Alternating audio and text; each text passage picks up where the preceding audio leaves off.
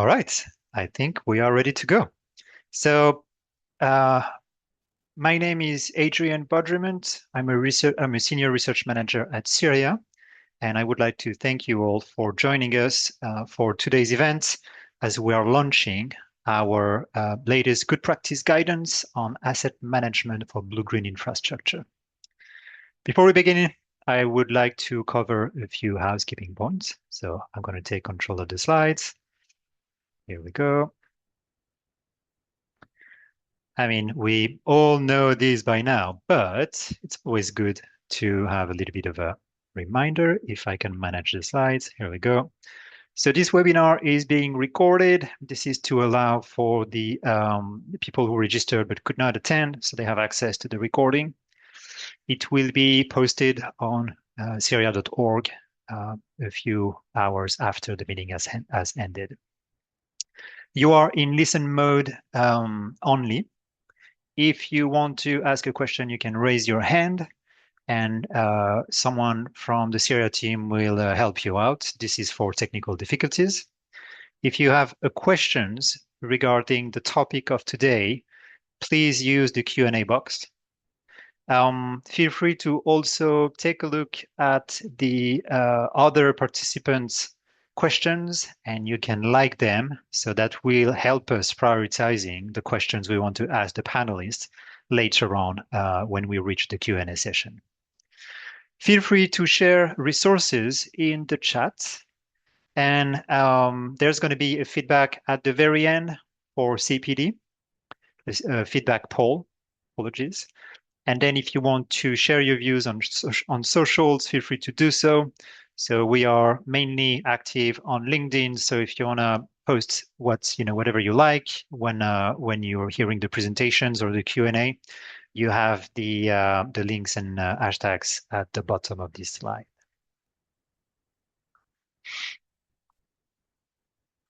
Just a few words about CIRIA, the Construction Industry Research and Information Association. We've been around for quite some time now. We've celebrated our 60th anniversary not long ago, and we are a not-for-profit member-based organization focused on cross-sector collaboration, and our key driver is knowledge sharing, with the aim of improving performance in the built environments and the construction sectors. We do so by delivering independent guidance, training, networking events, and learning courses. We are really proud to have a membership that spans the whole construction industry, all the way from academia to consulting firms, regulators, but also the people implementing those on the ground. So thank you so much for being members. If you're interested in joining, feel free to reach out after the webinar. We also have a series of ambitions that we are weaving into every output that we produced. And those you will see are probably sounding quite familiar, but we want to make sure that we cover all the key elements and all the improvement opportunities within the construction industry. So you can see them here: embedding sustainability, achieving net zero carbon, increasing resilience, improving delivery, and harnessing innovation are the 5 ambitions that are driving our work. A little word on our outputs. So we are well recognized for our guidance documents. Here on screen, I've just put in a bit of a screenshot on some of the recently released or key guidance document that we've released in the past. You can see the SEDS manual, the NFM manual, and a recent one around eco-engineering. We also have a series of communities of practice. So SUSDRAIN is the community for sustainable drainage. We also have one on soil and on biodiversity. We offer training based on our guidance documents. So we have a full host of training sessions around SEDS, for example, but there's also many other topics. We organize networking events. So we have our annual lecture and annual debates for our members, but also we offer topic-specific webinar throughout the year. We organized more than 30 events per year. The communities of practice that I mentioned, I just want to highlight that those are a driver for showing best practice. And we also have awards that go with those. So the SUDS Awards, which will happen next week, actually, in Newcastle. Those are opportunities to showcase the best practices within the industry. And lastly, we also produce tools, the latest one being CIRIA Best, which is a benefit estimation tool, which allows a comparison between business as usual and the implementing blue and green infrastructure. And that would give you a monetary value on the benefits, the added benefits of implementing blue and green infrastructure.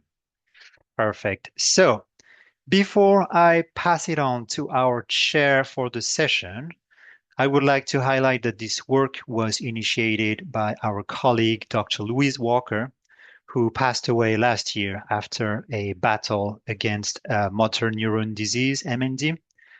And through her career, she championed nature-based solutions, blue-green infrastructure, SUDS, NFM. And so she was a really strong advocate for this work. And so it's really good to see it being completed.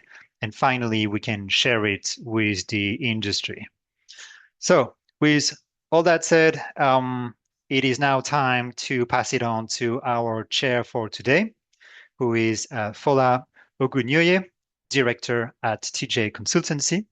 And Fola has been on this journey from the beginning because he's been our chair for the project steering group all along.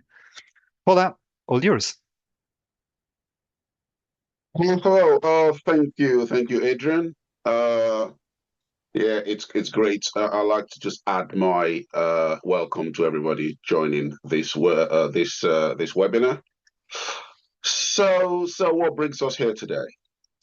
UK policy has increasingly encouraged the implementation of nature-based solutions through Biodiversity Net Gain in England, local nature recovery strategies, and climate adaptation plans, all emphasizing that blue-green infrastructure should be a core component of planning and development rather than an optional extra. So this launch webinar really will present this new CIRIA guidance on asset management of blue-green infrastructure. The authors will outline the framework across key asset management themes and bring the guidance to life through stakeholder practical implementation experience. A couple of things will be addressed, some key questions. How can organizations of all sizes successfully and sustainably implement BGI at a corporate level? And also, how can blue-green infrastructure be integrated into asset management systems to enhance value, sustainability, and long-term community engagement?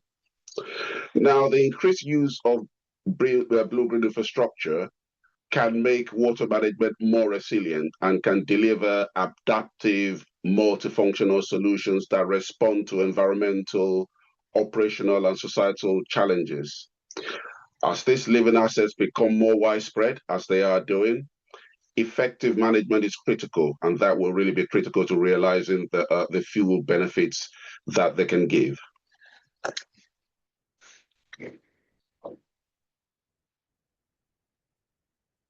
So, why does asset management matter for BGI? Now, we all know of the benefits of blue-green infrastructure. Today is not about that. That's something we know. We also know the benefits of effective asset management as we've been using it for great infrastructure over the years. The challenge, though, is for things like blue-green infrastructure, that's not like a wall that's been designed and sits there to be managed, but something that's a living, changing, evolving asset. It's just as important to have a framework for managing it as we have for the green one to allow us achieve the value. Very vital to sustaining that beyond its capital delivery, linking it to organizational objectives, understanding all the other things that interact with it. As we know, blue-green infrastructure, by its nature, has a lot of interaction. It's multifunctional. It is dynamic. It's seasonal. So it needs a different approach and a different look to really understand it, so we don't just stick plasters and try to force feed it into the way we do asset management of things like grey assets. So what's the CIRIA guidance and who is it for?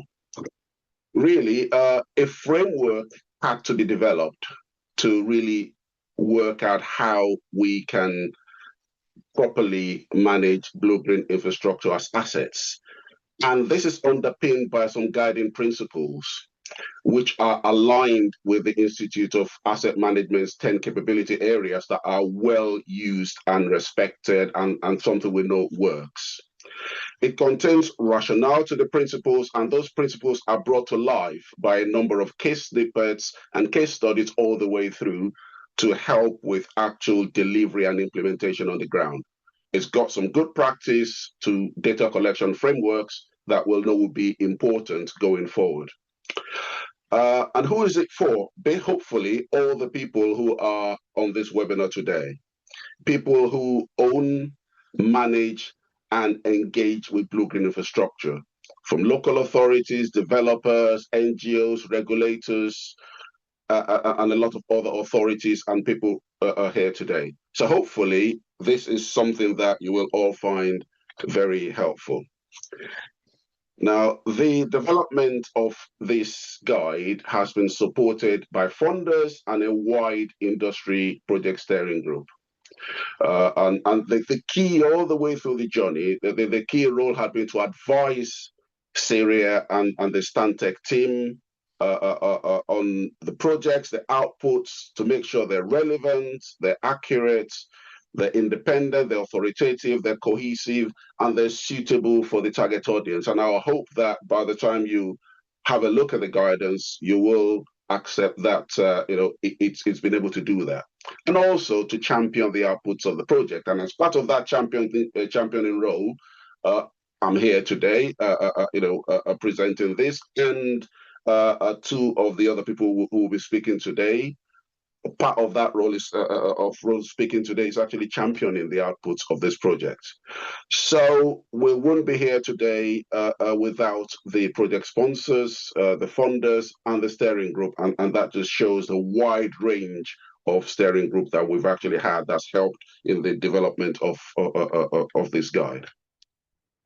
So without further ado, I will hand on to speakers. We'll be having three speakers today.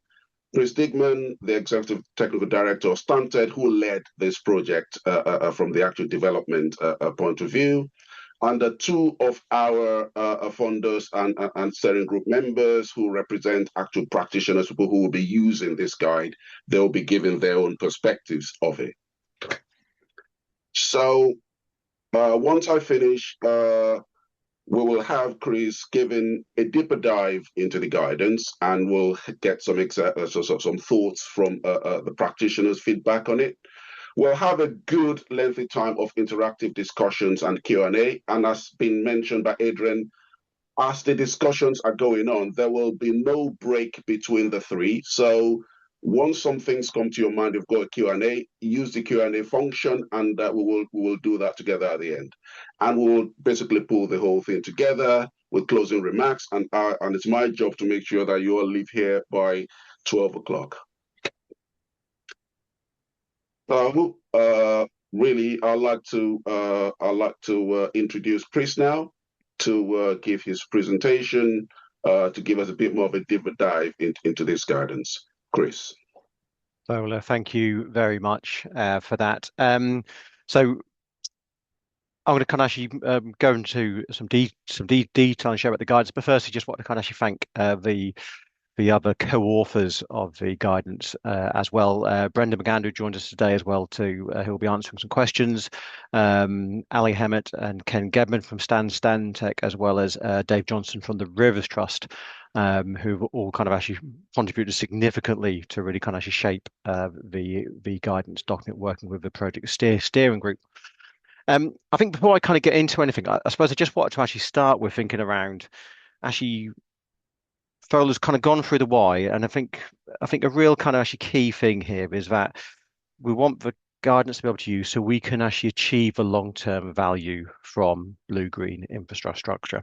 And I think that's really kind of fundamental, because the decisions that we make, the investment choices that we make, are underpinned from the longer term value, and therefore how we approach asset management, how we approach managing these as assets becomes really, really fundamental.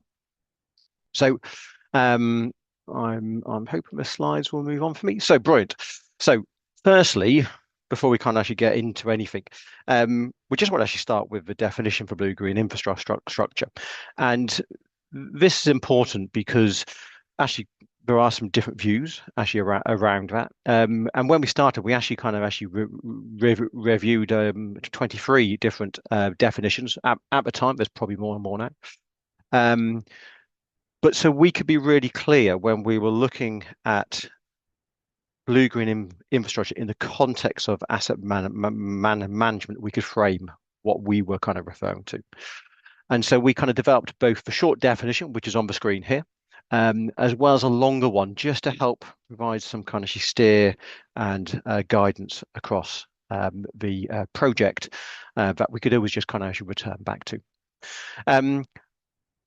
Now, when we also refer to blue-green infrastructure, we recognise that interplay that happens between kind of nature-based solutions, NBS, and sustainable drainage, and other terms globally as well. So this guidance actually kind of applies broadly to those other terms as well. So in developing the guidance, I thought we'd just take you very briefly on the journey to create, because I think that's important for you to understand from that kind of perspective. And it's been created not in isolation with a few people having a discussion and just writing away on the keyboard, but for a lot of actually engagement to really actually help us understand from different perspectives, different lenses, what is important, where people are, what are the needs. So essentially, we undertook quite a lot of review. So we actually reviewed to actually look at what was actually out there at the time around the asset management of blue-green infrastructure. So this is going back a couple of years, of which there's very, very little, which is reassuring in some ways because it actually backs up why we're actually looking at this project.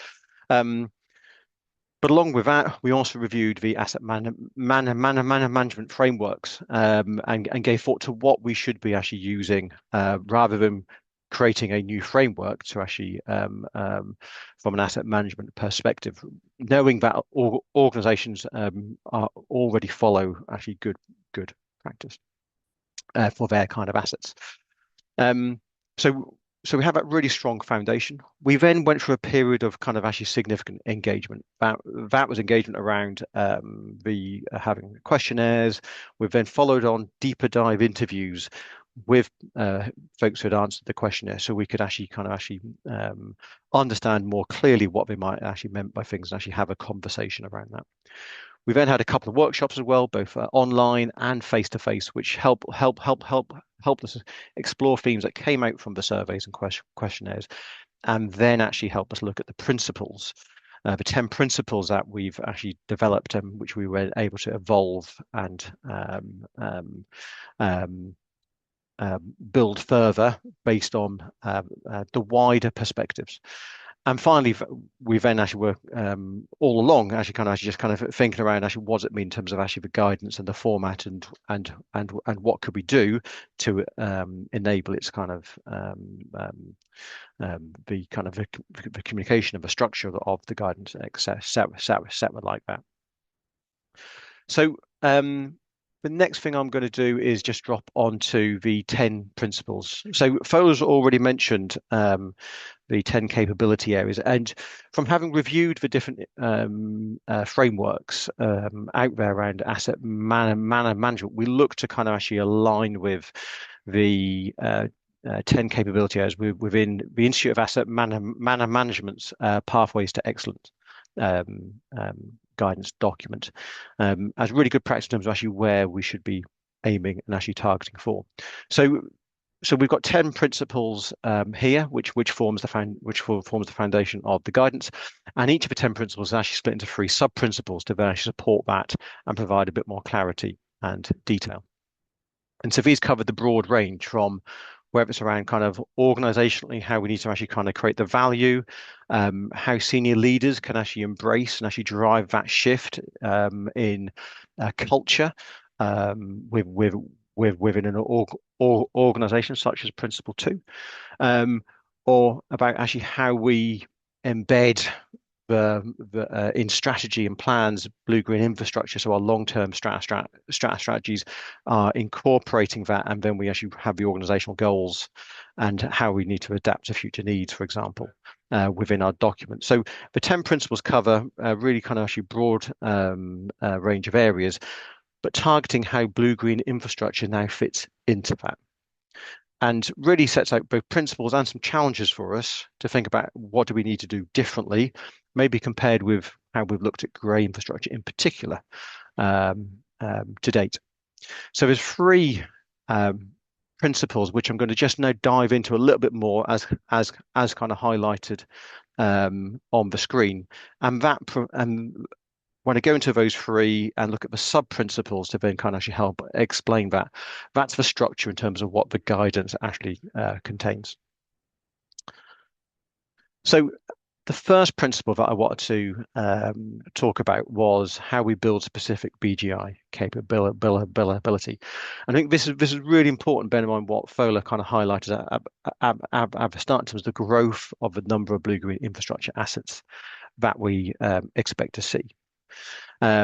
And so I'll just explain these through the 3 kind of actually sub-principles, which kind of actually helps actually target this overall principle. So the first one is ensuring we have that organizational structure and the roles and responsibilities to accommodate the needs of blue-green infrastructure assets.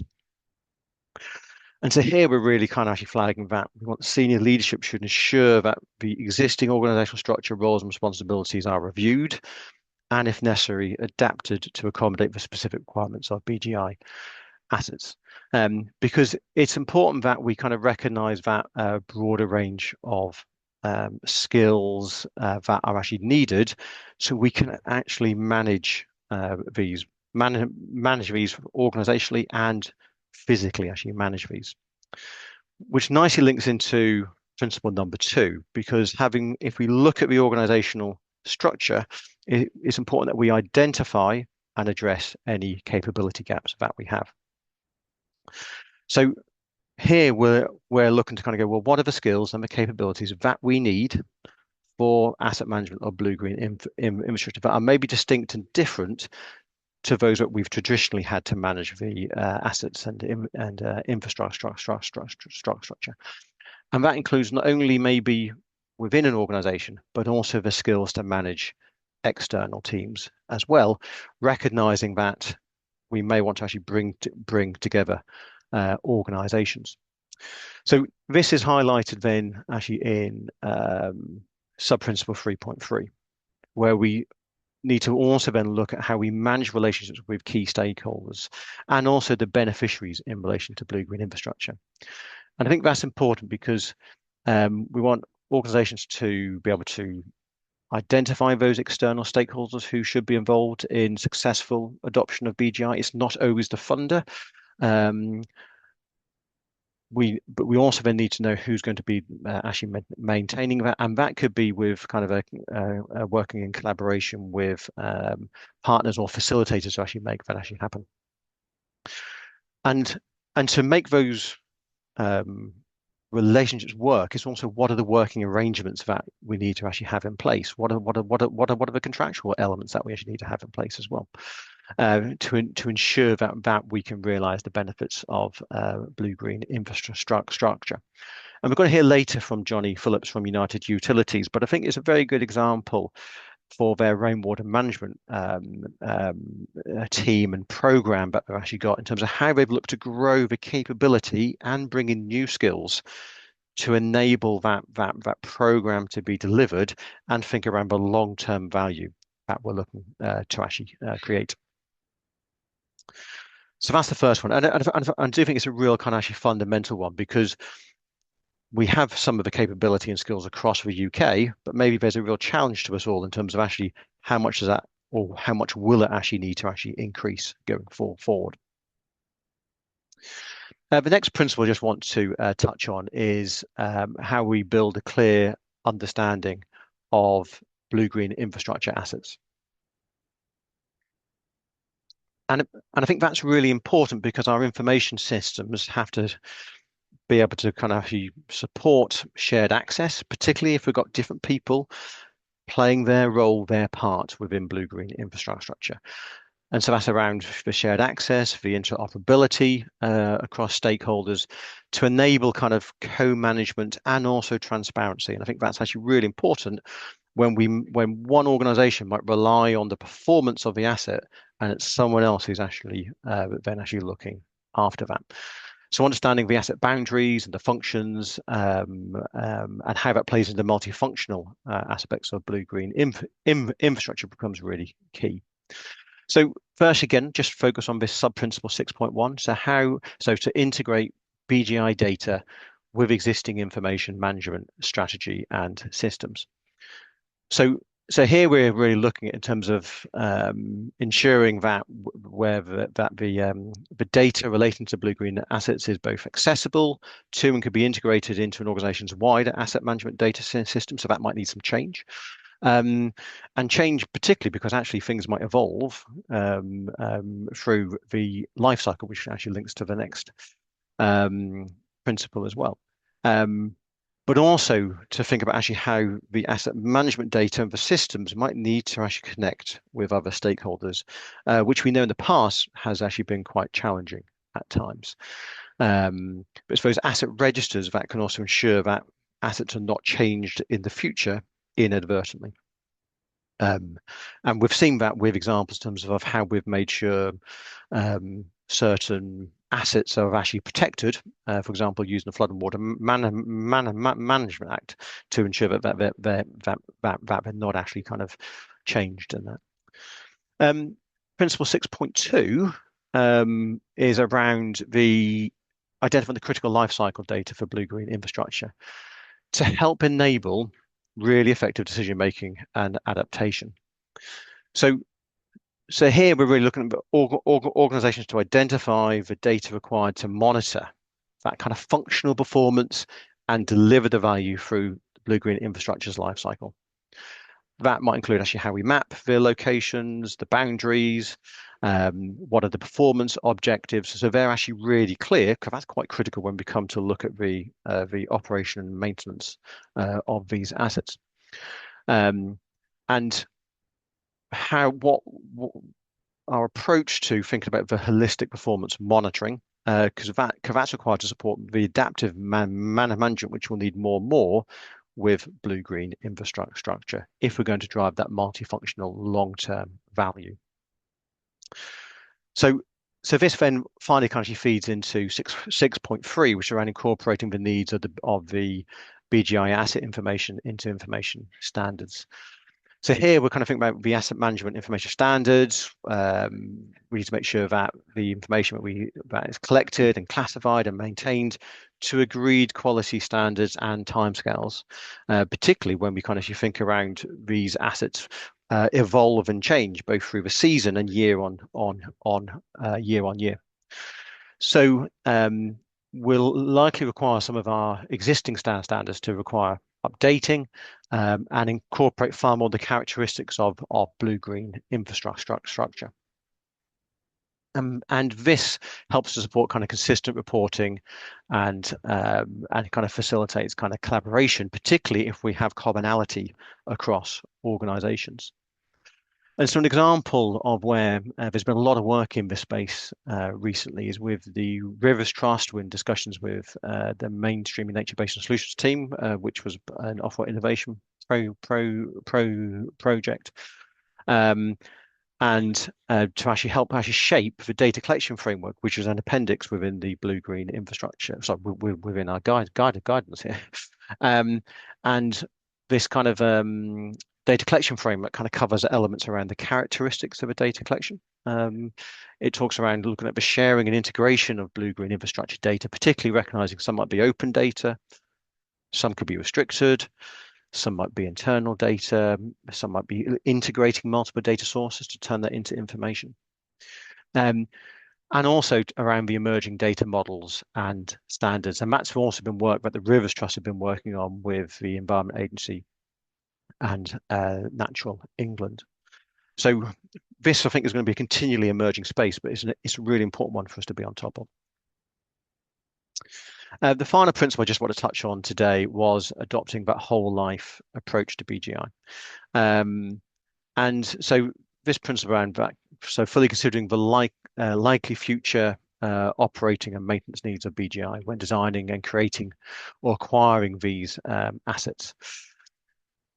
So again, just kind of focusing around the three sub-principles. So the first one is around designing, maintaining, and operating blue-green infrastructure with the community asset management objectives in mind, recognizing that most of these assets are visible, they sit within the community. So actually, when we first design and then look at actually the maintenance, actually, what are the objectives from that kind of community side? So we can incorporate them into our life cycle plans. Secondly, we look at how we consider the full asset life cycle when we're actually designing blue-green infrastructure. And so that's making sure that who's going to be taking on the maintenance tasks, that they're and who will kind of develop them. And we know how there's natural changes within these assets, which some can be planned to a level, but not fully. So it's bringing those kind of actually people and organizations to ensure that's part of our design from the start. And so the example on the right, where groundwork worked at the Queen Caroline estate down in Hammersmith and Fulham, involved both sub-principle 7.1 and 7.2 to actually help kind of actually create the design before a series of SUDs in and around the properties were actually built, to again look at that long-term value and kind of actually protection for them. Final kind of key principle that we're highlighting here is around the establishment period for post kind of construction of blue-green infrastructure. And to really kind of set that challenge, it needs to be typically longer maybe than what we've allowed for in the past, to ensure we see the vegetation kind of grow, is kind of actually healthy growth, and we've got sufficient time to start to monitor the system performance. Bearing in mind, these are kind of living assets, but actually performance, both in terms of form and functionality, as well as kind of hydraulic performance, could be really, really important. So we can ensure defects are kind of actually rectified before kind of handover. So that's an example of some of the principles that we've been working through. Now, Folum also mentioned that we've got kind of case studies as part of this. And so there's, along with a number of case snippets that actually sit within the guidelines, we've also got some more formal case studies. These are really looking to bring out, as shown on the right of this example here, and this is the Lee Brook Valley example in Dronfield near Sheffield, where a charitable incorporated organisation has been working with Yorkshire Water to essentially maintain in the kind of more day-to-day elements a large wetland that holds surface water back before being discharged into the brook. And the case studies actually help to kind of actually bring those principles and those sub-principles to life by demonstrating how a number of them have been actually met to actually support the asset management of blue-green infrastructure structure. So they're really helpful to actually help kind of actually do extra translation from what's within the guidance. Now, just before I look to wrap up, we've got kind of actually key recommendations to improve the asset management of blue-green infrastructure structure. So as we went through the guidance, and obviously we talked to a lot of people, and so we had a lot of views. We were able to gain a lot of perspectives, both opinion and evidence, I think, to help us look at where there's some gaps, and some gaps where we think we would benefit both regionally and probably nationally in some coordinated effort. And so those 9 broad recommendations, and they are outlined more fully within the guidance, are here on the screen here. And I'm just going to focus on 3 in particular today. So firstly, it's around agreeing that common language. So number 3 there, the common language and minimum data standards. And here I think it's really important that we can promote the adoption of a shared terminology and baseline data standards for blue-green infrastructure. And if we were to do that, that would really enable interoperability and facilitate collaboration between organizations. Because these assets are on the surface, more people like to be involved. We know there's far more interaction than maybe certainly when we say look at some grey infrastructure and buried infrastructure. So that would really actually help blue-green infrastructure kind of and creating that long-term value going forward. The second one I want to highlight is around number 4. So creating the mechanisms to surface blue-green infrastructure opportunities and really kind of connect stakeholders up. And that I think is around looking at the platforms or networks that can help blue-green infrastructure opportunities become really visible and accessible. Because it's the timing really of these things. So when we want to look at kind of co-funding and co-delivery, it's the timing to be able to bring these out. So really be able to facilitate that across an urban and rural kind of landscape. And finally, one which I'll just touch on is around the skills gap and how we might look to build the sector capability. And so we're recommending that we should look at a national assessment of the skills required to plan and deliver, thinking around what projections could look like with some large significant investment expected over the next 5, 10, 15 years, which will probably see far more being built than actually ever before. So how we work with employers, institutions, professional bodies, et cetera, to provide that clarity, and then the training providers to develop the programs. And large organizations might take a level of responsibility on that, but actually what do we need to do across the sector? So just go back one. So the guidance is available now. We'll share the link later within the chat. You can scan the QR code now, and that's available from the CIRIA book store for you to be able to order and download. And so finally, and I'd really recommend the guidance kind of because I think it is really helping to set some challenges and principles just in terms of actually what we need to do differently to help us kind of think and evolve our overall approaches to asset management. I think what we really want to be able to see the guidance play a part in actually achieving is making blue-green infrastructure thrive. We kind of recognize it's not static, it's critical living infrastructure. And so it's really important that we can integrate blue-green infrastructure properly into our asset management approaches as organizations. Because I think what we really want to see is this shift from an engineered approach to these living solutions, but we do not compromise on flooding and wider water management outcomes. So we So we truly do see the lasting value from the choices that we make in these investment choices that become really, really important. So on that, Fola, I'll hand back to yourself to introduce Sue, I expect. Well, thanks for that, Chris. Yeah, it's actually quite helpful to to see that bit of a deeper dive. Just hopefully, people who've heard that now can't wait to read the whole of the guidance.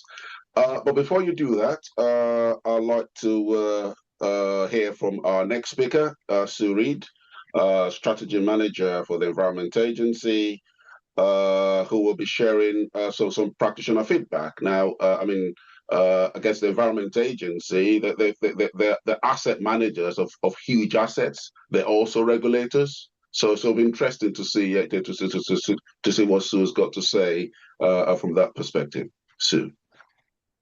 Morning, thanks Fola, and thank you for inviting me to the launch. I'll start by playing a video, if that's okay, just for a few minutes, that provides valuable context for England on the opportunity we have to restore nature. I think it picks up very well from Chris's inspirational last slide.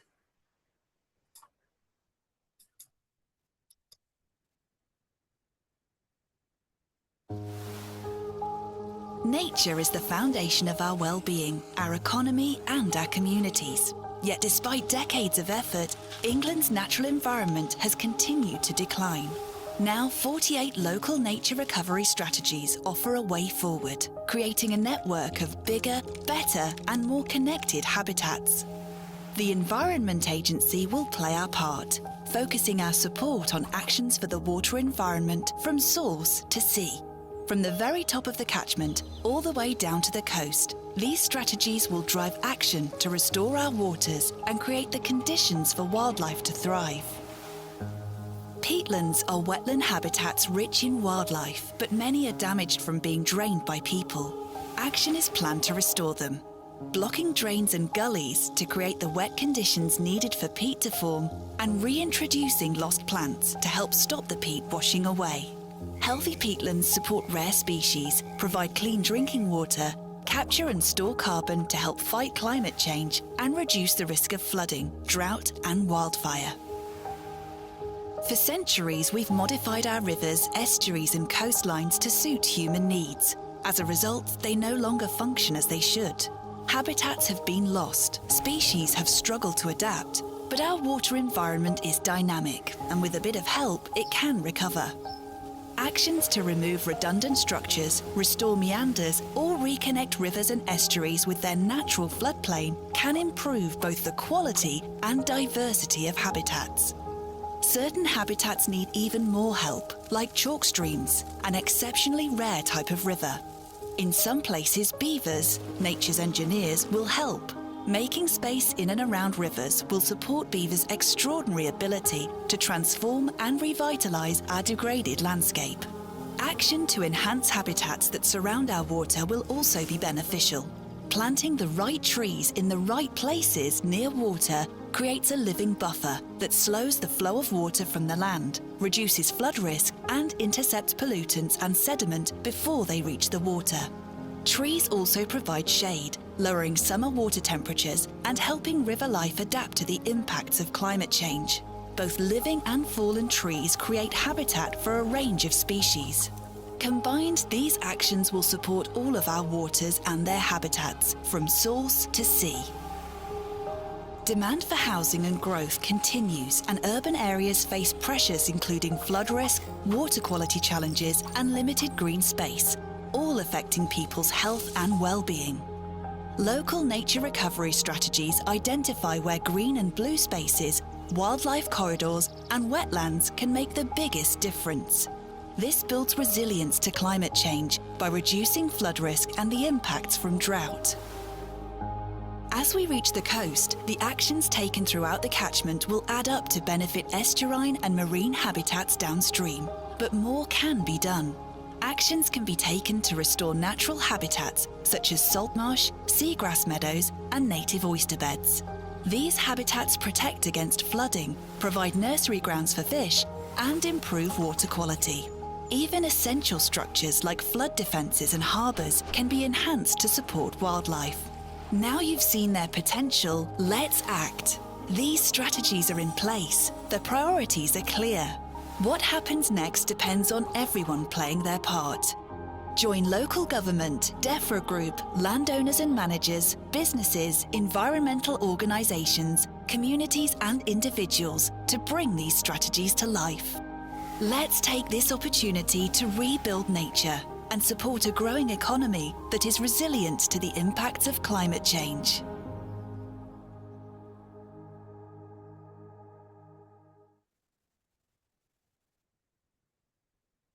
Thank you for listening to that. Just trying to move the slides on. Thank you. So I just wanted to take this opportunity to reinforce the strategic context to nature recovery in England by emphasising the importance of local nature recovery strategies. Many of you will know these emanated from the UK government's 25-year environment plan and were officially established into law in the Environment Act. Alongside the local nature recovery strategies was the Biodiversity Net Gain requirement, which was then introduced through the Town and Country Planning Act. At the Environment Agency, we're for homes and habitats, defending and renewing the places that sustain us. So the CIRIA guidance usefully references both local nature recovery strategies and BNG. So I thought it might serve as a useful example to share the work we've been doing to ensure we can bring new biodiversity gain assets into our asset management system alongside the grey infrastructure we already own and operate. I'm hoping this connects really well with the three principles Chris has just focused on in his presentation.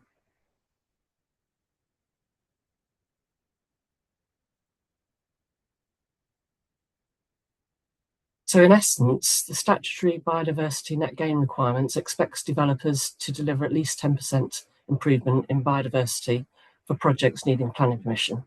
There's a wealth of guidance and a meaty BNG metric calculator that many of you may already be familiar with. The biodiversity net gain assets are described in the legislation according to three aspects: terrestrial units, hedgerows or linear units, and watercourse units.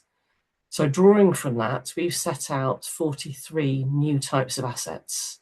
So for example, seagrass, coastal sand dunes, grassland, woodland trees, and the like. These are all described in the metrics and come from various sources, including the UK habitat classification.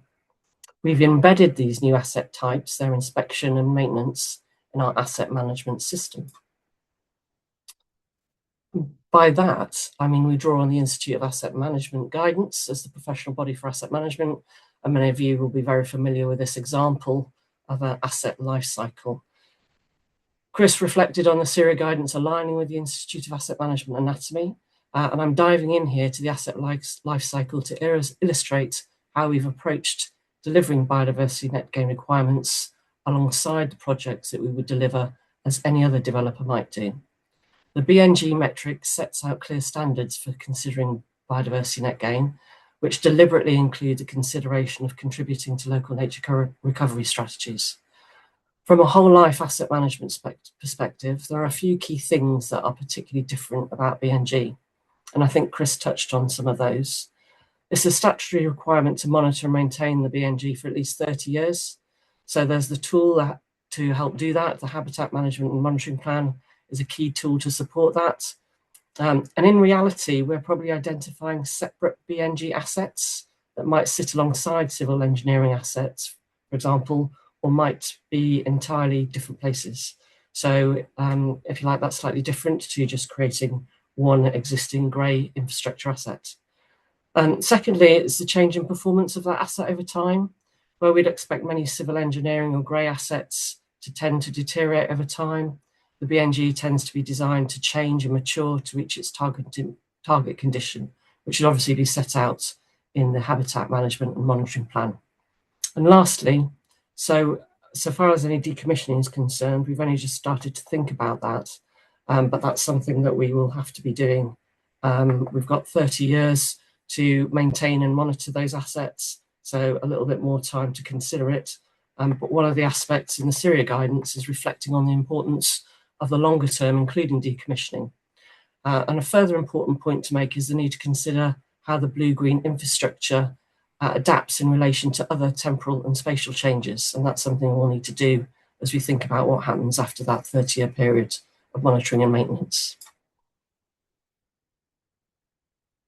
So the CIRIA guidance describe how organisations can adopt the IAM capabilities, so those 10 strategic capabilities, in a way that aligns to how grey infrastructure is already managed, and we already manage grey infrastructure.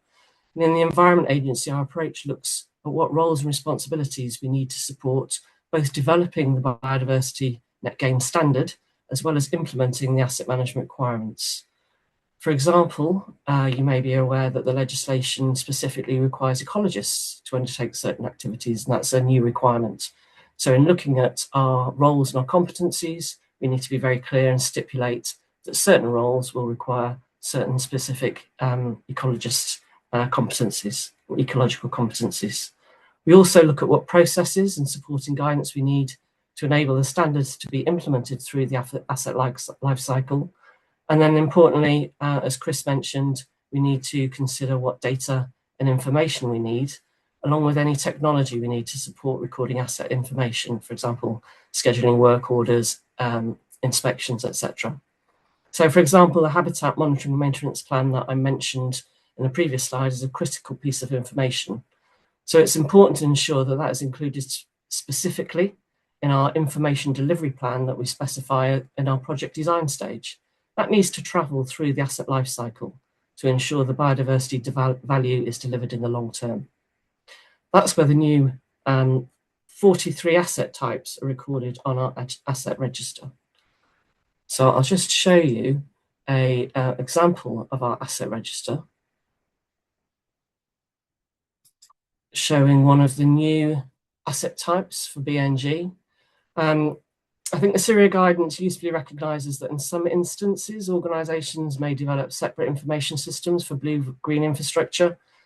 We've added these new asset types into our existing asset register. This is just a mock-up, but we've included, it's basically a database, geospatial database, which will include various attributes. This is a mock-up of how hedgerow assets would be registered. You can see the type of information we'd included. For example, the primary purpose of a BNG asset.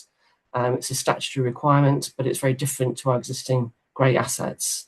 And the target habitat as well, you can see there, in this example, it would be species-rich native hedgerow.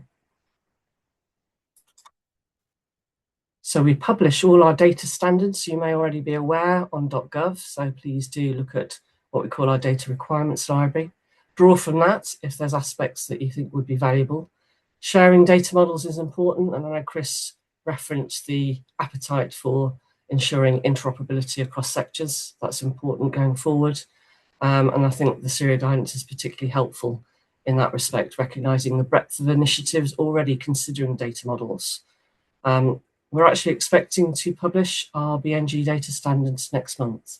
So maybe take a look out and see if there's any use for you in that context. The CIRIA guidance also emphasises the importance of leadership and organisational commitment to blue-green infrastructure. The EA published its nature-based solutions position statement last year, and that has been reiterated in our corporate plan and business plan. Our new corporate strategy recognises the imperative to support sustainable growth and our contribution to reversing nature's decline. That's why BNG and local nature recovery strategies are important tools. That golden thread weaves through our asset management system, and I wanted to just touch on the overarching approach we have in the Environment Agency, which is our asset management technical authority service. There's 8 core principles listed there. I think I'll just point to the 5th one in particular, supporting net carbon and other sustainability goals. Obviously, the biodiversity aspect and nature improvement are core to our sustainability goals. So the changes I described in terms of BNG have been developed through our Asset Management Technical Authority, which supports the business to manage and operate our assets in a safe, reliable and sustainable way, and in a way that demonstrates value for money, which will benefit our customers and the environment now and into the future.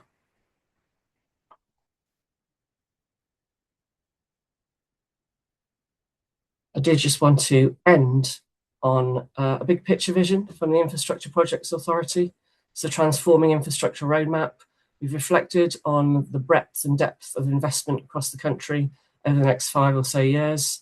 And I've started describing the start of our journey in the Environment Agency, embedding Biodiversity Net Gain into our asset management system.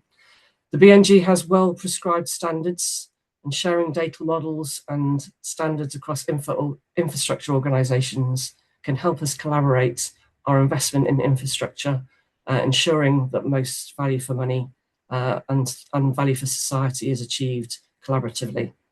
The CIRIA guidance recognises the challenge associated with managing blue-green infrastructure. We recognise they tend to be comprised of more changeable, less predictable, soft systems compared to the more predictable grey or hard systems that have probably dominated our asset management approaches. But I think that's what's exciting about asset management at the moment, and that's where the CIRIA guidance can help us going forward. We'll learn together as we go forward, so I encourage you all to draw inspiration from that guidance, share your maturity journeys, and seek to ensure our investment delivers net gain and contributes to nature recovery in your area. Thank you very much.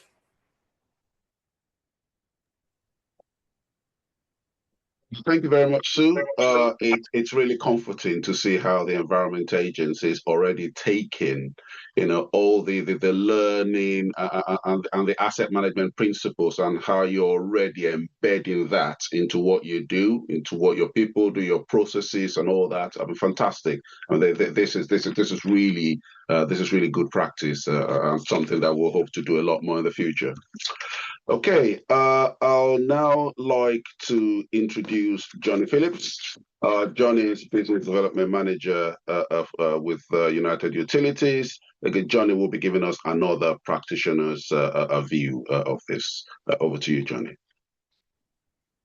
Thanks very much for the introduction. So yeah, Johnny Phillips, I'm our Business Development Manager sitting within our rainwater management team at United Utilities. So developed our surface water management strategies over the past 10 years, and how they're developed into rainwater management plans, and what we've delivered over AMP7 and now into AMP8. So what I wanted to do today, and I'll just click to the next slide. Yeah, is talk a little bit about our rainwater management program, how we are getting on, how we've used the principles of the guidance as it has developed into the projects that we're delivering now, and some kind of observations and lessons that we've been able to gain from the program, and how that's kind of fed back into the guidance, and vice versa, how we're taking the guidance into the program work that we're delivering now.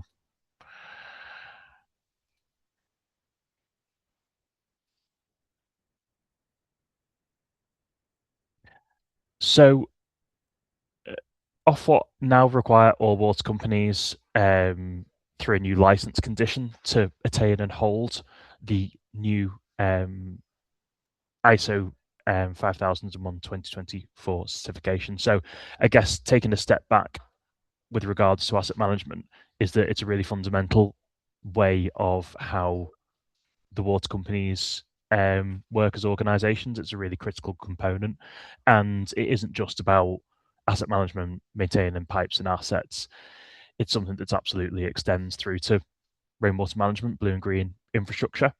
So we're actually the first company who've been audited through the to get the new ISO standard 2024, with the previous being 2014, and we've now got all those certifications successfully, which is really kind of good step in direction for us to have, leading the industry in terms of our approach to asset management.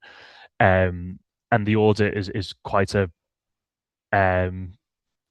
big activity. So it took place over 8 days, 13 locations, covering 44 topics and 85 interviewees, covers all things from water, wastewater, bioresources, and the head office. And we were, as rainwater management, one of those days, going out with the auditor, so that you can see the picture at the bottom of myself with the auditor there, talking about the rain gardens that we've got in Altrincham, and some of the observations that they had. And that's it, so that this isn't a side thing almost to asset management. The principles of how we maintain assets as blue-green infrastructure absolutely just needs to be embedded within the fabric of asset management within the whole organisation, and that's what we've done by aligning into the ISO 55001 standards, and also being part of the project steering group that has developed this guidance too, which is a really good thing. So a little recap in terms of our rainwater management strategy. So management of rainwater is critically important for us in the Northwest because we have the most urban rainfall, we have the most combined sewers, and we have the most combined storm overflows. So that all means that getting rainwater out of those combined sewers is a really important thing. So we need to reduce the amount of water usage, and we do that through rainwater harvesting, property level interventions, and things like that. We need to remove surface water by slowing and stopping it from entering the combined drainage system. And we kind of need to build back better. So we need to replumb the sewer network and using blue and green infrastructure that delivers us with all those wider environmental and societal benefits as well. So they're the kind of three pillars that underpin what we do. And we are taking a really big and ambitious approach as to how we are delivering this, because we think that delivering this approach, that, you know, taking our largely combined systems, separating them out, makes it more resilient in the long term and delivers those wider benefits. So AMP8 is this unique opportunity. So we've got £280 million, a sector leading amount of investment for AMP8 and rainwater management to take out 200 hectares of impermeable area from combined sewers and return that back to rivers in a sustainable way. We are looking at avoiding significant amounts of grey storage for the future by managing rain where it falls. We're also reducing flood risk through the process in 6 of our most at-risk areas, and we're going to also bring in £50 million at least of partnership funding in order to deliver that. And kind of what does this look like from rainwater management? So Oldham Town Centre, there we're working closely with Oldham Council and Muse to develop the town centre. So what has previously been huge amounts of grey impermeable area is now being transformed into green areas that are able to soak and absorb that rainwater into the ground, and deliver a much better place for people as well. We've done some work in Carlisle as well in AMP7 as part of our green recovery programme there. Again, changing how streets are to be able to be more adaptive to rainfall and climate change. And then we're also looking just some examples that we've done last week that I'll touch on a bit later in Liverpool. So you can see those new rain gardens there taking a significant amount of flow from some really heavy downpours. And also within kind of really busy retail areas such as Liverpool 1, we're looking at kind of changing what was previously developed 25 years ago as a very kind of grey area and really kind of delivering a big kind of project to green that up. And this is in the view of that, yes, 280 million is a lot, especially considered that the last AMP was £9 million for us. But we very much view that nature-based solutions, rainwater management, will grow into billions in the future. That is our ambition. That's where we want to get to in terms of operating our network and getting rainwater out. And it's interesting to see how other areas have done it as well. So we've been holding some kind of workshop groups with New York about their green infrastructure case study program. So $3.5 billion worth of investment through to 2033, delivering 13,000 plus green assets, 6.3 million meters cubed of CSO reduction volume annually. And they've been able to also adapt their program starting from initial targets around CSO into flood risk reduction. So this is very much possible. We can absolutely do it, and it's just setting up our industry skills, tools, processes, ways of working in order to be able to do all that. And that's kind of what I wanted to go through. So there's 4 bits within the guidance that I was going to cover. Firstly, about organisation and people. So Chris alluded to it before in terms of in 2022, it was probably me and a few other people. So kind of, our leadership still there. But yeah, kind of lonely old me, surface water strategy development manager, working with people from across the organisation, but the only dedicated really person around doing this work. But as we recognise the needs of what we wanted to do, we grew. So in 2023, we brought on a technical team and other people to kind of help the strategy and planning as well as to what we were doing. So we started building that capability. Quite a few people who are on this call, heavily involved with that. We then realised that more money and more work, we needed more people. So we then expanded into program and project management functions and delivery and construction management, all within one team. And I think that is what we've really kind of learned, is having this dedicated team now, approaching 50 people, is that end-to-end team of where we've got full accountability for delivery strategy of our program. And as we've grown, we've had to be agile. We've had to listen to our teams, what they need, what our partners need as well, in order to help plug those gaps, be able to deliver.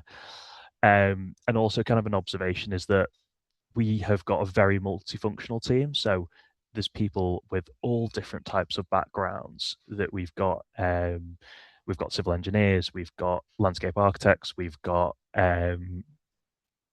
ground engineers, we've got people from developer services. So all these different types of skills are all kind of knitting together now to work to produce what we are really then able to deliver really good quality projects. We've got those considerations from all these different kind of technical disciplines and backgrounds, strategic, delivery, and program project management.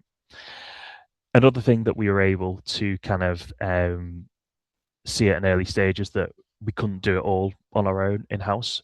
So we went out to get specialist support on design frameworks.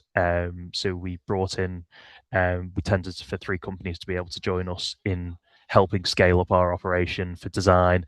And what we're looking to do is then taking that through to delivery as well, and using kind of what we've got, but also expanding it out, that we understand that these are not types of projects that are done with a kind of single disciplines or maybe some of the existing companies, is that we need to get the right companies at the right size and the right scale in order to really drive this, and then share that learning across the industry and help keep growing that skills and capability piece.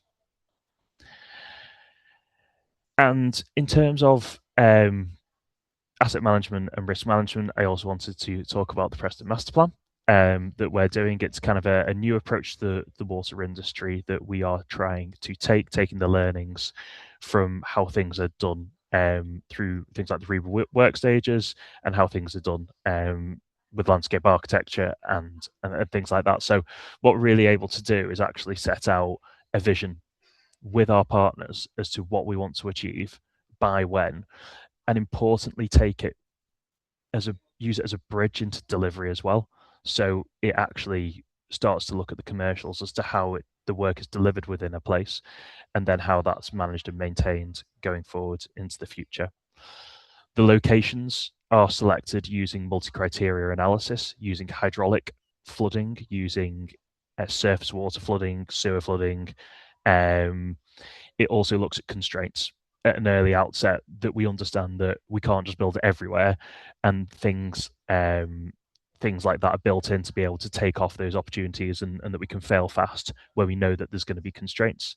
We also look at the wider benefits. So we look at, yes, there's a benefit for us in terms of the flood risk reduction, but actually what are our partners in a local authority getting out of it, whether it be air quality, green space, and other metrics like that.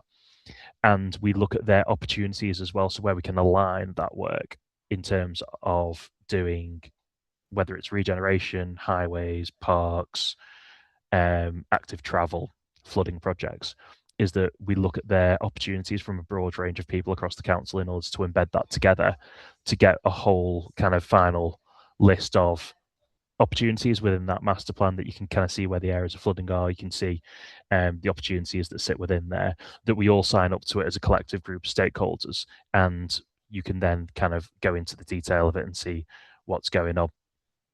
So that is really important, because what we're able to do is actually kind of have that togetherness with our partners, and from a risk management perspective, it reduces the likelihood of it failing, because they are absolutely integral as to how that plan has evolved from the very start. That it's their data that's going in, they're able to shape that vision, they're able to have an absolutely equal seat with us at the table in terms of how we develop, and then ultimately want to deliver a successful program off the back of it. And I also thought it was important to touch on in terms of risk management is kind of the commercial agreements that sit behind it. So what we want to do is that we've discussed this with other water companies, especially Southern Water, about their approach on the Isle of Wight and the Pathfinder down there, about umbrella agreements. So these umbrella agreements are what we see as documents and ways of working of, again, taking something that you would traditionally sort of, we've seen a lot of MOUs, but it's then what relates that into delivery. So within this kind of legal document, we set out what the foundations for working together are: roles and responsibilities, information sharing, standard designs, ownership and maintenance, and funding arrangements. So by addressing all of those at the early stages, everyone knows where they're working, it's negotiated, and it means that you're on a really solid footing of what you're then going to deliver based upon the principles of. And then that's the overarching agreement, and then when you actually then deliver each different project, they'd be delivered through one of the call-off agreements, which could be a funding only agreement where we would provide a proportion of the funding to what a local authority is doing to make sure that those assets, blue-green assets, are kept in place. We co-deliver it, so we're specialists, we're the best people to do this bit, but the local authority are the best people to do that bit, and therefore we come together to deliver one. Or they enable us to go and do that work. So they would give us things like permitted development rights for us to design and build the scheme, to have it within that place. So for pretty much all scenarios, that's then covered and signed off at the start to say we've got a plan and this is how we're delivering it. And I think that's kind of the next stage as to where we have been before, of kind of picking off things individually, is that this sets a really solid framework which reduces our risk, which is really important. And I also wanted to touch a bit on review and continual improvement as well. So we have got a 4-year independent evaluation of our programme that's being held by University of Liverpool and University of Sheffield. So again, this is, we're in the bubble and delivering, but we're also getting those outside views and being able to critically evaluate what we're doing, how we're doing it continually, backed up by annual kind of reports and views, that we make sure that we can adapt our approach and be agile, taking on listening and learning from the academia and what that does. And that also incorporates things like the monitoring strategies as well, as to how we're going to monitor the effectiveness of the assets and how that kind of we build on that in the future. So a really exciting piece of work that's developing there with that. But a really important thing that, as other people looking to then increase your blue-green programs, is thinking about, have you got that critical friend as a program that you're able to then take those learnings from, keep on listening, evaluating, updating your program to be cognizant of that. And just an example of one of the projects that we have done in green recovery. So this is Rock Street in Oldham. So part of that kind of overarching vision, that picture that you saw before on the other slide, this is a piece of that jigsaw.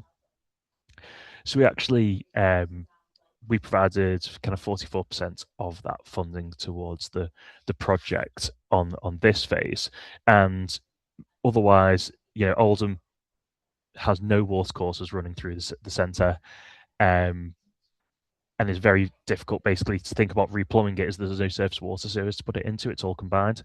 So this actually used a lot of infiltration, and that's how we'd be able to justify the investment of that then goes back into the ground, and that we got all these different types of learnings about actually delivering projects with the council really closely in AMP7 a few years ago, and that's really set us up in good stead of taking those learnings through into AMP8. We were able to capitalise on the fact that council owned the land, for example, so we were able to work with them on a project they were doing, and that it was kind of tying into a place perspective, and that's something that we really have taken the lesson from and brought it forward in terms of investing into place and regeneration. Whilst all these regeneration projects, it's really important that we don't lose that opportunity to go in, replumb those networks. And again, my advice is that if you're looking at these opportunities, is look to see where you can join the dots together with your partners in those places for regeneration. and try and make sure that you don't lose that opportunity whilst it's on the table. And the last bit is really in terms of the success of the assets long term.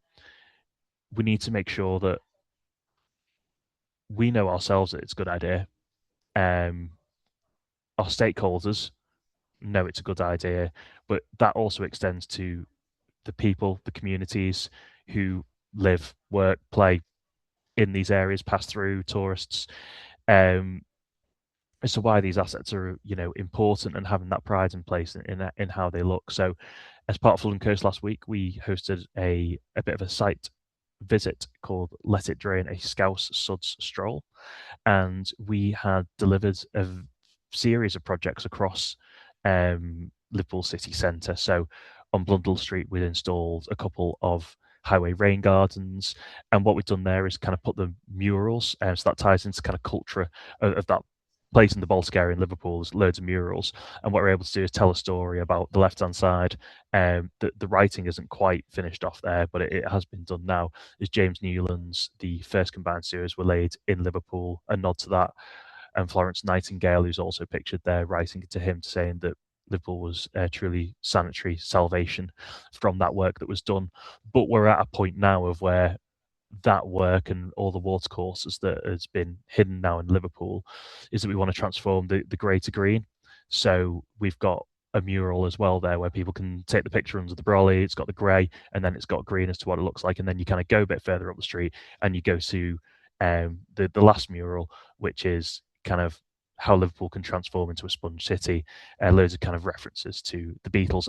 Imagine what it could look like, and that we need to come together in order to deliver that. So I think it's just thinking differently about how we value this this with kind of and communicate that.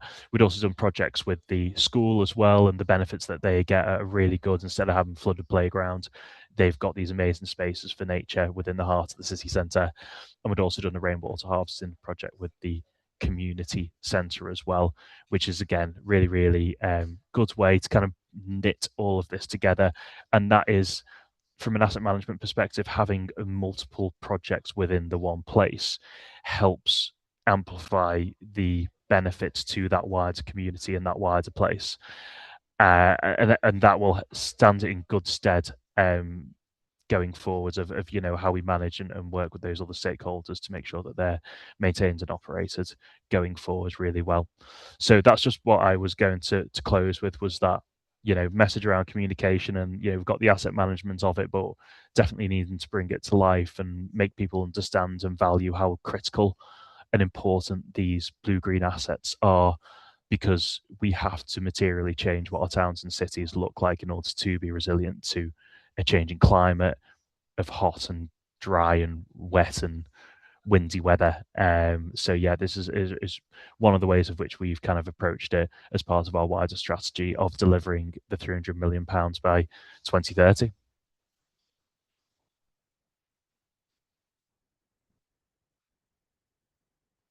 So thank you, and you can okay to move on to the next section. Well, thank you very much, Johnny. Yeah, thanks for just giving us that overview and thoughts from what United Unities is doing. Again, it's quite helpful to see, that the organization is putting the money where the mouth is. Trying to put about 280 million into AMP8, on all this, rainwater management strategies, trying to link the whole of the blue-green area to your asset management, and looking to sort of learn and to capture, monitor, and sort of improve what you do all the way through. So that's fantastic. So thanks for that. What I like us to do now is really to move on to the Q&A session. So I invite all the speakers to turn on their microphones and webcams again, and I'll also like to introduce Brenda McAndrew, who you may not have heard from, but Brenda is one of the key authors of the document, and is working with Chris Digman from Stantec. So we thought, Christo, we better bring you in to answer the difficult questions. So hopefully we don't have too many of that. well, we've received some interesting questions from the audience, and if you've not yet submitted your questions, now it's time to do so. Please do that in the Q&A function. Now, basically, I think I'll just start.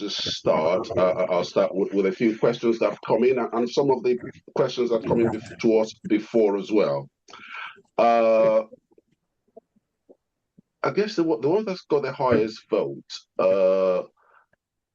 Do you have any guidance to give to clients on lifetime maintenance costs versus capital costs? Now, obviously, that this is talking about the actual guidance, but I'm quite happy, for maybe Chris or Brendan to tell us what the guidance helps with. But also, I'll be quite happy if Sue or Johnny might want to say one of the things as to how they are already doing that within the organization, if it's something that might be quite helpful. So, yeah, over to you. I'll kick off if we want on that. The guidance itself specifically doesn't actually kind of cover these are the costs for different types of assets, and that to come up with a schedule and actually understanding what that actually is versus kind of capital costs. A number of kind of actually probably larger organizations probably already have some examples of costs from having ongoing maintenance. And there are actually some previous publications out there which reference either kind of numbers or potentially actually allow some of those actually kind of indicative costs to be actually built up. So maybe just actually after this, we can kind of actually just share maybe one or two links to those that we maybe as a broader team are actually aware of to be able to get access to them. The one thing I would always kind of say is the indicative costs are helpful, but it's very much understanding the objectives of what has actually been designed for in the first place, and what we're really then therefore trying to actually achieve, because that can actually alter those kind of indicative costs a lot. Just the last thing I'll say before shutting up and letting anyone else kind of come in is the Ofwat innovation project for the rainwater management platform will also potentially be looking at a tool or something enabling to actually help and assist with this, noting that it is quite an important element as well. So there could be something actually coming out in the future to support that as a well in that. But I'll open it up more broadly in case anyone wants to add anything to that.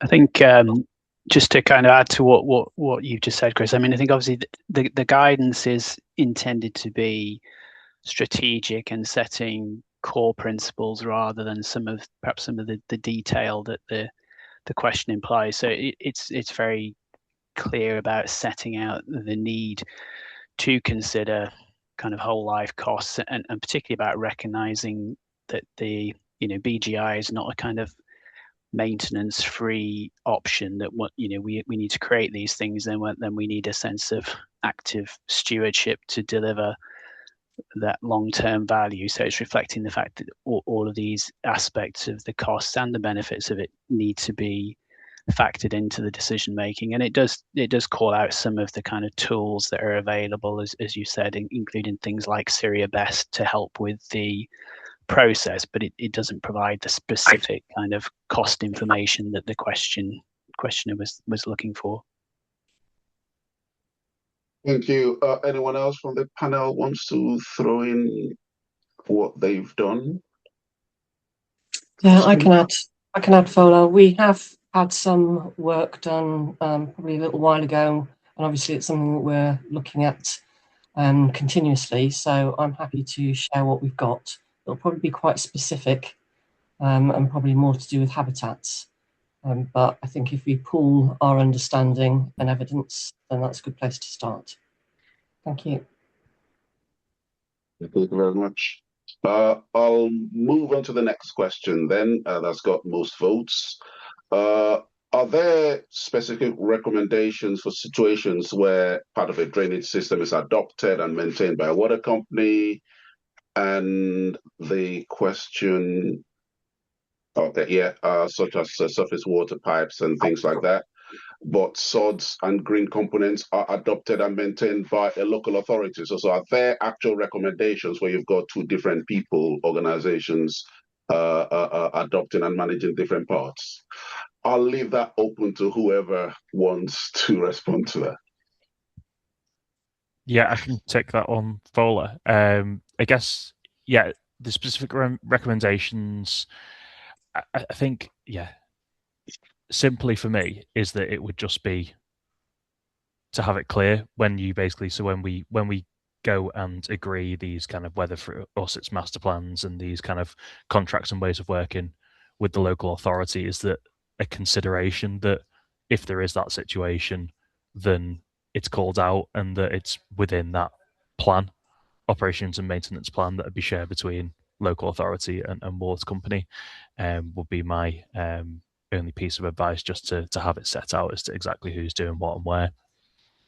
Yeah, and I think the guidance makes that point quite clearly, and partly, you know, influenced by the experience that Johnny and his team brought to it. That it doesn't prescribe how to do it, but it reflects the fact that that's something that you need to have in place really early on in the process, and setting those kind of principles and rules of engagement from the outset helps everybody to kind of, you know their roles and respond accordingly, rather than waiting till, you know, you're into delivery stage and all sorts of questions start to arise around future maintenance. So I think it's very strong on getting that agreement up front and early, and also where possible that kind of concept of having model type agreements, so you don't need to do something that's bespoke for every new project, that you begin to develop a kind of, you know, standard method of engaging with those stakeholders. And obviously,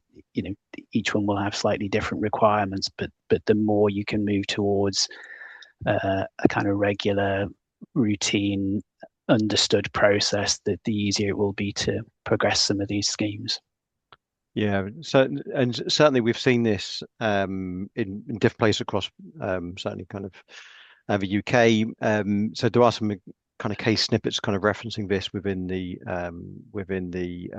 guidance. So actually, the Queen Caroline Estate is a good example where that was actually partly funded from Thames Water as well. So there's agreements actually put in place to ensure that investment was then a protected asset, kind of actually in the long term. I think is a good example.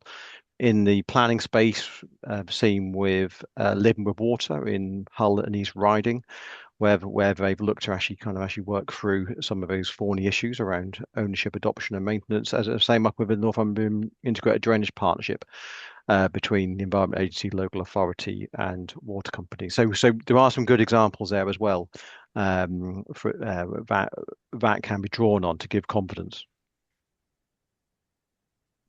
Adrian, did you want to mention something on this? Yeah, okay. Right. I'll move on to the next question. I guess this comes really recognizing that BGI assets and the importance of whole life management to them. From Jacqueline, has any work been done on standard commuted sums that can be requested for assets coming through the new development route? I guess we're particularly talking about BGI assets here. Is there any best practice regarding commuted sums in the context of BGI? Who wants to have a go at that? Or who has been involved in? Yeah, I think the short answer is no. The guidance itself doesn't kind of go into that level of detail. And I think obviously the practice around commuted sums can vary significantly between different local authorities, local policies, etc. So I think it's a perhaps a level of detail beyond what the guidance at the moment is aimed at. I don't know. I did wonder earlier when we were talking about sort of CIRIA communities of practice, whether the guidance is new and practice in these areas is evolving. So some of the kind of the nitty gritty questions that people are posing probably haven't been widely considered until now. So the emergence of blue-green infrastructure and its widespread use will throw out some of these types of challenges, and you could certainly imagine that the people who are involved on this call going forward would all benefit from sharing some of those sort of knotty problems and the solutions that people have found to them. But yeah, the guidance doesn't specifically go into that kind of detail as it stands. Yeah, if I can jump in here, I think there is a question towards the bottom of the Q&A around monitoring how the learnings and understanding of BGI assets do evolve over time. And I'm assuming that also includes their maintenance costs. And so, as you mentioned, Brenda, indeed, the communities of practice is a good place to share those ideas and findings, actually, as the years go by and as we incorporate more and more of those BGI into our plans. So that could be the SUS drain community of practice around CERTs, but it could also be the biodiversity one. Or the soil one, actually. And those are meant to gather those learning, and then those learnings could then trigger an update or a more focused piece of guidance on those topics specifically. So yeah, thank you for bringing that up. Pretty good point. Thank you. Again, just before I leave this bit, just to give that opportunity to capture, is there, I don't know whether Johnny or Sue, whether you've been involved in something like this. I know there's no local plan authority person here, where you've had to sort of do some sort of agreement on committed sums for whole long-term maintenance of some sort of partnership infrastructure like this. Is there any good example, even at this early stage, that's shareable? Yeah, I think we focus more on the retrofit within the team and the work that we're doing, because we want to basically take out areas that are already connected, as opposed to working with the new development that goes through our developer services team. But the way that we've done it with it from a retrofit perspective is that, yeah, as Chris really said, is that we have schedules of rates and things like that we can expect. But to be honest, ultimately I find is until you've had the conversation with the local authority or the person taking it on, as whatever you've got written down is academic, until you actually understand how they undertake the maintenance and who undertakes it for them as part of what type of framework. It isn't necessarily always one rain garden equals 100 quid. It actually is a bit more, well, how much resource have they got for that type of work, sitting within what part, and what type of skill do they have? Does that align with the needs of the maintenance of what's going in? And it's slightly bit more of a nuanced conversation about how you're kind of how they manage and maintain their assets, and how they plan to potentially grow that as part of the investment that you're looking to put in. So it can be a little trickier, but I think for people who are looking at doing outline kind of sorts of business cases, it's whether a more that kind of the initial high level view, Chris, that we've probably done beforehand through things like the price reviews is where that can be shared. It's obviously just got to be taken with caution, because there's then the reality of commercially who you're getting to do what work and where, by who. Yeah, very much so, Johnny. Just to draw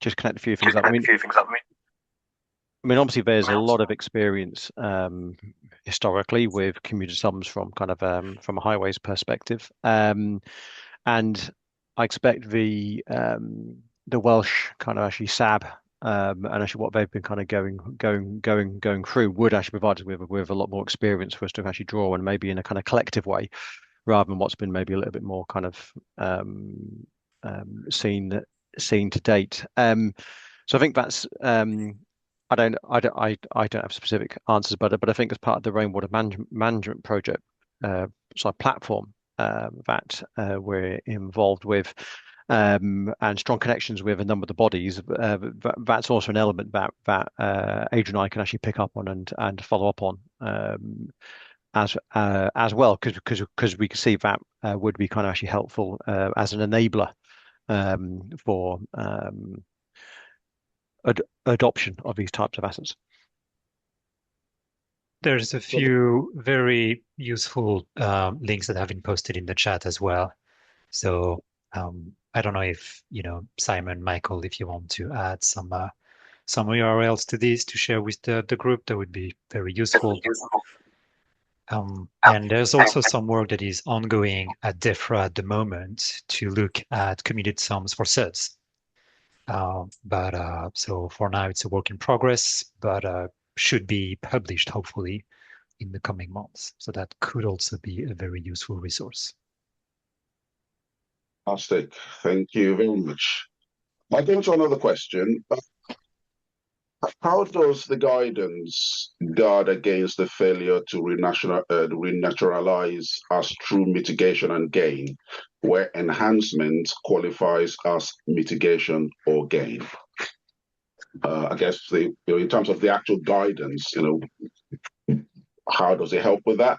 And if anyone else wants to then expand on that more broadly. So, yeah, so go on, Brendan. Yeah, I'm just thinking in terms of the interpretation of that question, whether there's a kind of a sense that there's a premise behind the question that's about a broader debate about the role of nature-based solutions and sort of landscape level restoration, etc., and that what we're talking about in terms of blue-green infrastructure is only a partial solution. I might have misinterpreted the question as intent, but I think these are not kind of exclusive alternatives, and what the guidance is focused on is obviously promoting blue-green options as an alternative to traditional grey solutions, and that will bring gains in terms of biodiversity and restoring nature and so on. And in some instances that will be modest, and in some instances it could be kind of landscape scale, but it's not sort of promoting blue-green infrastructure as an alternative to wider kind of strategic nature recovery programs. I think it's intended that they are complementary. So I guess I don't know whether, I think this was one of the pre-webinar questions, wasn't it, that was posted, but that would be my take on it, that they're not kind of mutually exclusive alternatives. They're intended to be complementary. Yeah, thank you for that. I'll throw in another webinar one that was put in. What is needed for caretakers to do the right maintenance on nature-based solutions for urban stormwater? Does anyone want to pick that up? Well, I mean, I kick it off, Fowler, and I presume from a kind of caretaker, again, it's kind of always peering behind what might be the question or who the caretaker is, whether that's kind of community led or directly from the organisation who adopts, and that. But I think that, so there's a few things in here, I think, but a couple of key points for me would actually be, of course, you would expect to have a plan and a schedule in terms of what you need to do, but actually it's understanding the broad, but it's having that broader understanding of what you're trying to actually achieve from it as well. Because I think one of the things that we kind of note and advocate from within the guidance is those wider benefits and the multifunctionality that we're looking to, rather than just a landscaped asset per se.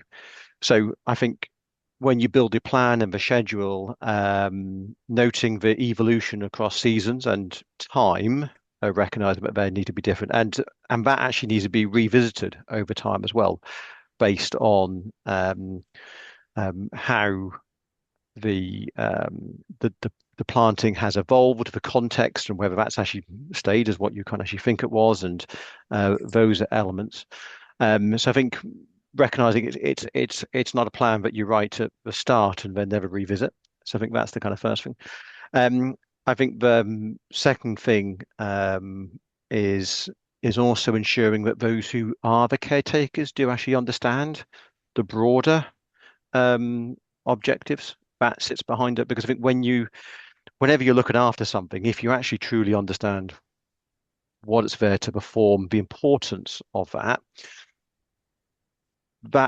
influences and affects the choices that you make, and also why you may not make a more foolish decision because you didn't actually understand it was trying to achieve something, and particularly because these assets are looking to create extra value for society and the environment, and typically provide a kind of a performance function from a water quantity and water quality perspective.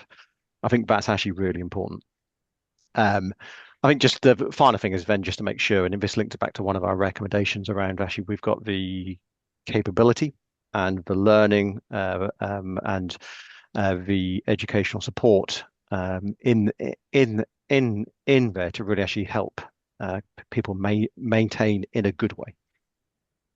Yeah, and I think additional to that, and I think you called it out earlier, Chris, is the idea of having perhaps longer establishment periods when you're creating these new assets, so that you have something that's reasonably, that is effectively is maintainable by whoever's going to take it forward. So we don't just hand over, a few wizened plants and dried up, sort of rain gardens. That we've got something that we are confident is established and can be managed effectively going forward.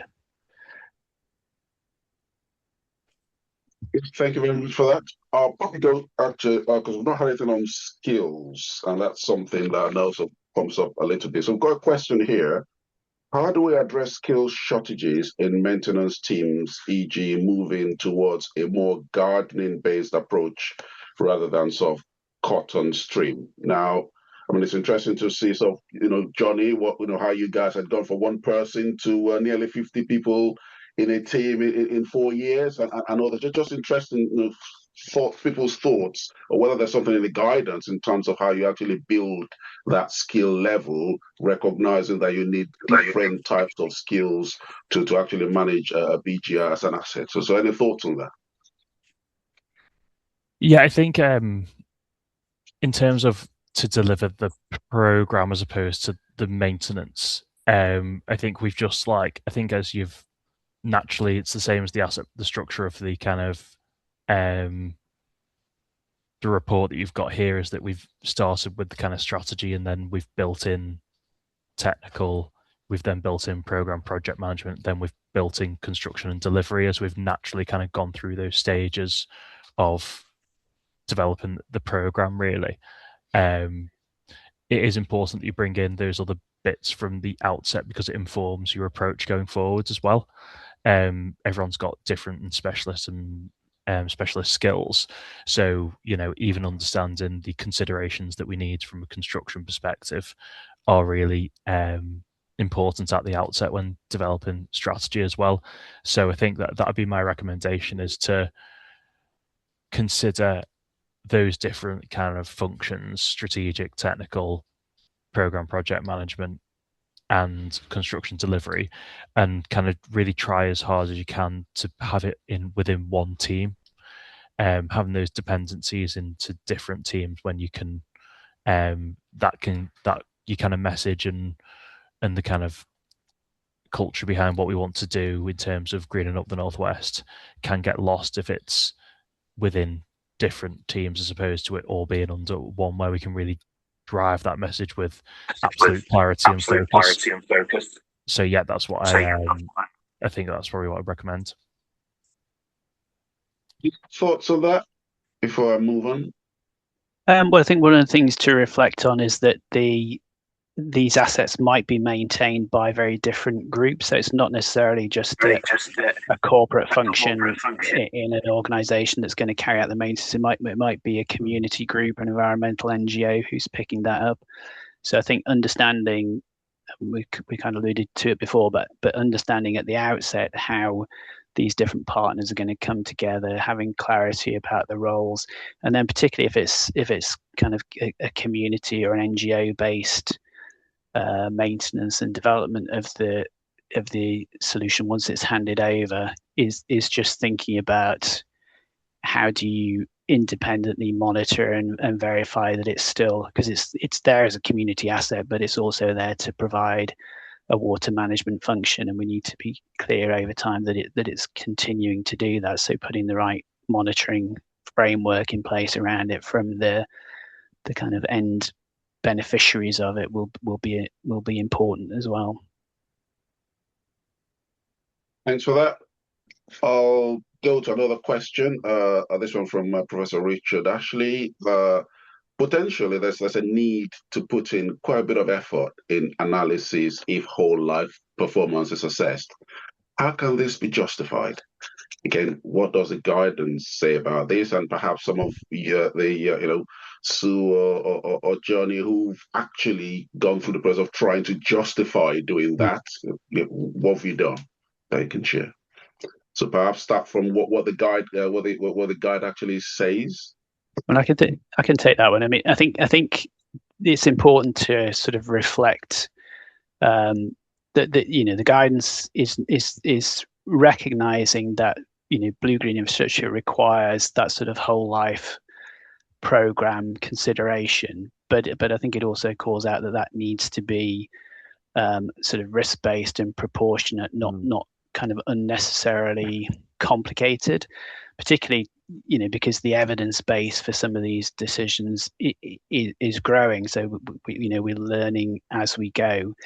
But I think so justifying it, make it proportionate, but also it's this important aspect of recognizing that the infrastructure, again, it's not maintenance free, and it requires that sort of active stewardship if we're going to ensure that it delivers the long-term value that it was originally developed to provide. Thank you very much for that. Any other inputs into that question?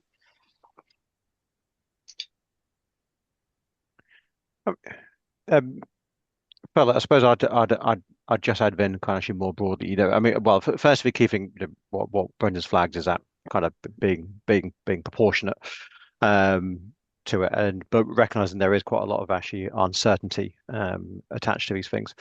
But make the most of what's actually out there as well. And this isn't about to the nth degree, but there is information out there, say, trying to actually establish what maybe the current carbon estimates could actually be kind of actually attached to this, as well as obviously the effort that's actually needed for that. So really trying to actually make use of that from an industry perspective. But also we should always kind of make sure that we've actually done that for our existing or our grey assets. If we're looking at the same thing as well, rather than viewing that we just need to do it for the blue-green infrastructure side and that. So. Hey, thank you. I'll pick on one final question, and a couple of questions that relate to sort of local nature recovery strategies, really, in that link. Now, will there be a national coalition of local nature recovery strategies? And if so, what progress is being made on that? And I've also got another question, basically saying, will the registering and recording of asset management and monitoring be linked with the DEFRA and local LNRS monitoring framework? So who would like to answer that? Sue, maybe? Yeah, I can pick that up, Paula. So the government did respond to the Office of Environmental Protection's review of the local nature recovery strategies. So that was last October, and they will be combining information from all of the published LNRSs into a single coherent national product. So many of you will be aware that not all of the LNRSs have been published yet, but they're making progress on that. We're looking at potentially having some published within the next few months. So as of last month, 38 local nature recovery strategies had been published, with data from 33 of them submitted to government. So there are some inconsistencies in terms of the applications of the data standards, and a few complexities with licensing checks for the data sharing. But what they're trying to do is release the first collation. That's probably up to about 24 local nature recovery strategies from this month, in fact. So keep a lookout, and they will be coming online. Can I just make a point on the last question, Fowler? Apologies, I tried to demute myself. It was on justifying, I think, costs and stewardship, proportionate maintenance, and probably risk. I think the other aspect that I want to just flag, and it relates to what the guidance clearly set out, is probably the cultural or organisational commitment to the value delivered by some of these different types of infrastructure. So the example I use, BNG, it's quite straightforward. It's statutory requirements, so you need to deliver it. The more we rely on some of the blue-green infrastructure to deliver our statutory obligations, the more we'll have to really consider risk and how much risk we want to take in delivering the statutory obligations. So I think there's something there that goes full loop to the culture and corporate commitment to blue-green infrastructure and managing corporate risk. Thanks, Fowler. Thank you very much. Sorry about when I was speaking. Yeah. Good point, sir. Okay, I think at this point I'll have to bring this to close. Thank you very much. Thank you, Chris, Sue, Johnny, Brendan, Adrian, and thank you for everyone who's put questions in. Unfortunately, we couldn't go through all the questions, but I think I've done most of the ones. I've got more than one thumb up on it. We really value the contributions. Now, but there will be a link circulated of the speaker presentations once the consent has been received from them. So hopefully I've got this back. Yeah. So a few closing remarks from me. I guess, it has been a fantastic day. I'm sure you've all hopefully enjoyed it as much as I have. I think this is something which is going to be well used. Again, just recognizing, as Chris started with, what is BGI? Just understanding what BGI is.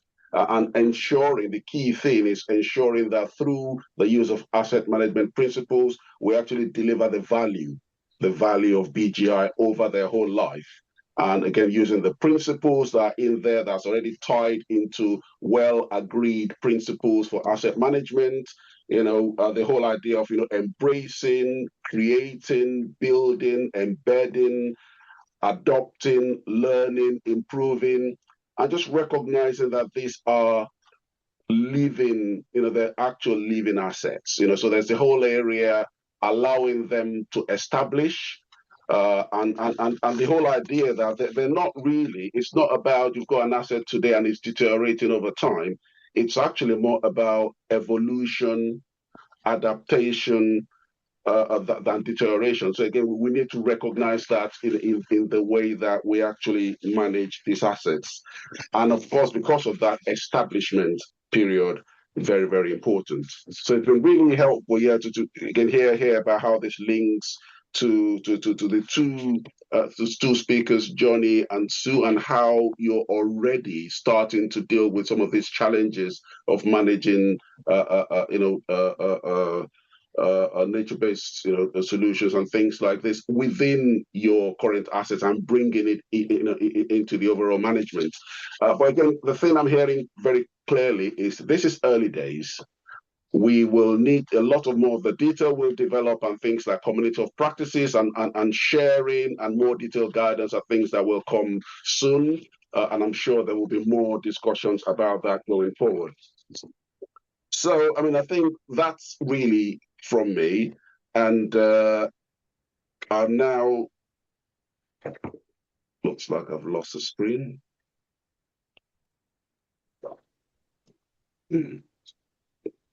Okay, yeah.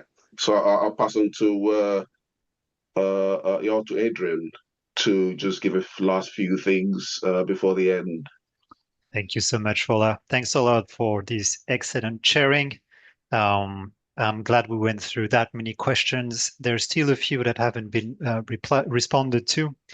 If the authors if the speakers see some of them that they think they could type in a response to this, please do so while we do the finishing slides here. That would be great. All right, on your screen there is a feedback and CPD poll. If you want to do that very quickly, that would be really handy. It's to give us a bit of feedback on how the webinar went, and also this is your opportunity to request your CPD certificate. Okay, I'd like to give a huge thank you once again to these project funders. You can see them on screen there. Without them, we couldn't have done this project, so thanks a lot. All the guidance document that we produce at CIRIA is funded via the industry, so we rely very much on your support for that.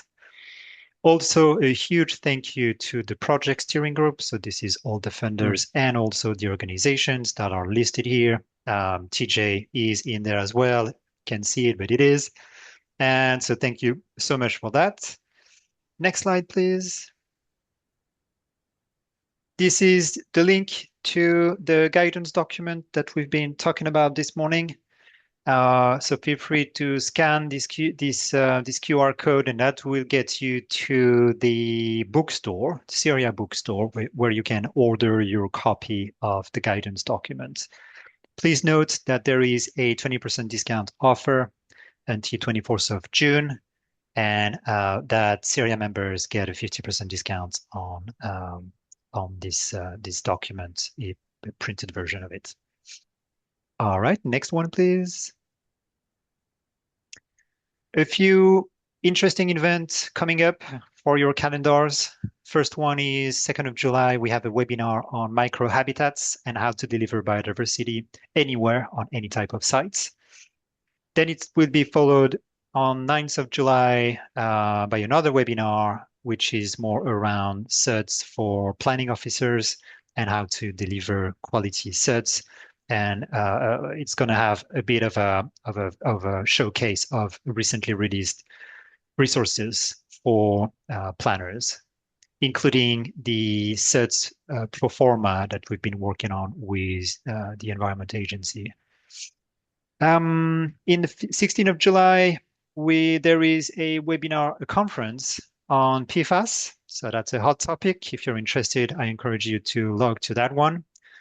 And lastly, 5th of November, we will be celebrating the Biodiversity Awards, and we will be hosting the ceremony at the WWF Living Planet Center, brand new building in Woking. So that will be also a very interesting event to attend. Next slide, please. All right, and I think that with 1 minute to spare, I'd like to thank you all for attending this morning webinar. Thank you so much to our chair, Fola. Thank you so much to our speakers. And yeah, I think that's it. I will close the webinar now. Thank you so much.